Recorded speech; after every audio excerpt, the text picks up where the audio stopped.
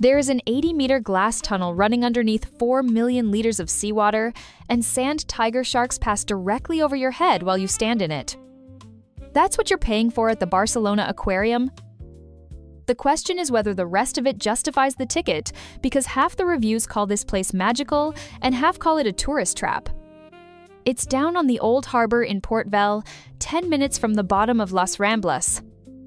Let me show you exactly what you get. In the order you'll see it. The first thing to know, you go down, not up. The entrance takes you into the basement, and that's where the Mediterranean section starts. This is the part most people walk through too fast. There are around 14 tanks down here, and they're not random. Each one recreates a specific stretch of coastline.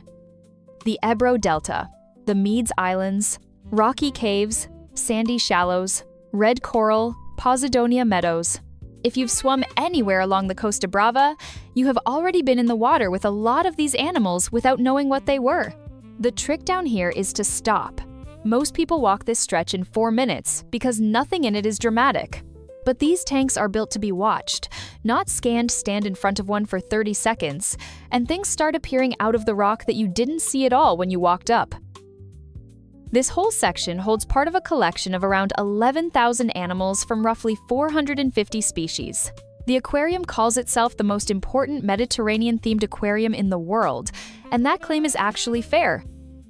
Most big aquariums show you the tropics, because tropical fish are colorful and photograph well. This one leads with the sea that's 15 minutes away from where you're standing. If you're traveling with kids, this is the section they'll rush. If you're traveling without kids, this is the section that's actually the most interesting. Now, upstairs. Planeta Aqua is where the penguins live, in an area called Life in the Cold. These are Humboldt penguins. They're not Antarctic birds, they come from the coasts of Chile and Peru, which is why the enclosure isn't freezing. They're a warm water species, adapted to a cold ocean current rather than to ice. They're small, smaller than most people expect. And they are genuinely funny to watch, because they're clumsy on land and completely transformed the moment they're in the water. Try to be here for a feeding. There's usually one late morning and one late afternoon, and the exact times are posted at the entrance when you arrive. They shift depending on the animals. It's not a show. There's no music and no presenter. A keeper walks out with a box, feeds them, and leaves. But it's the only time you'll reliably see all of them active at once. This upper floor is also the part most people skip entirely. They come out of the tunnel, see the gift shop, and walk out. Don't do that, you can go back down again on the escalators, and the penguins are up here.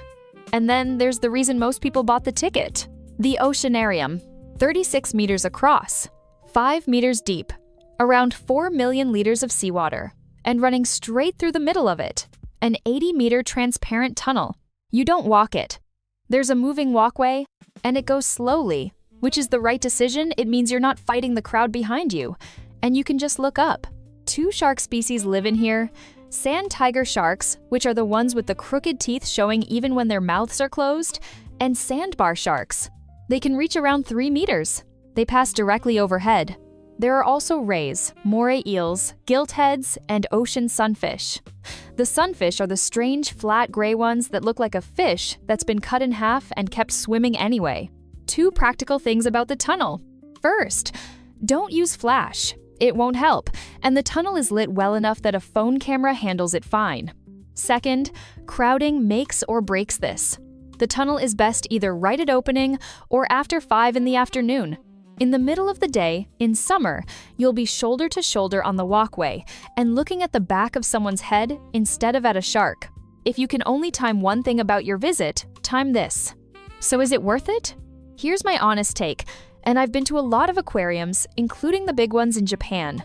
If you came to Barcelona expecting Osaka, you booked the wrong city. Osaka is on another scale entirely, and nothing in Europe competes with it. This place opened in 1995, and there are corners where you can tell. But that comparison misses what this actually is. Nowhere else in the world takes the Mediterranean this seriously. Every other major aquarium leads with the tropics, because tropical fish sell tickets. This one commits to the sea outside its own front door, and it does it better than anyone. Add a tunnel that genuinely puts 3-meter sharks over your head, and it earns the ticket. Just go in knowing which aquarium you're visiting. Budget about 90 minutes. 2 hours if you're with children and stopping at the interactive areas. Go early or go late. Skip midday in July and August entirely, and buy your ticket online before you arrive. The queue at the door on a hot afternoon is the single worst part of the whole experience, and it's completely avoidable. That's the Barcelona Aquarium. If you found this useful, there's more from Barcelona and the rest of Spain on the channel.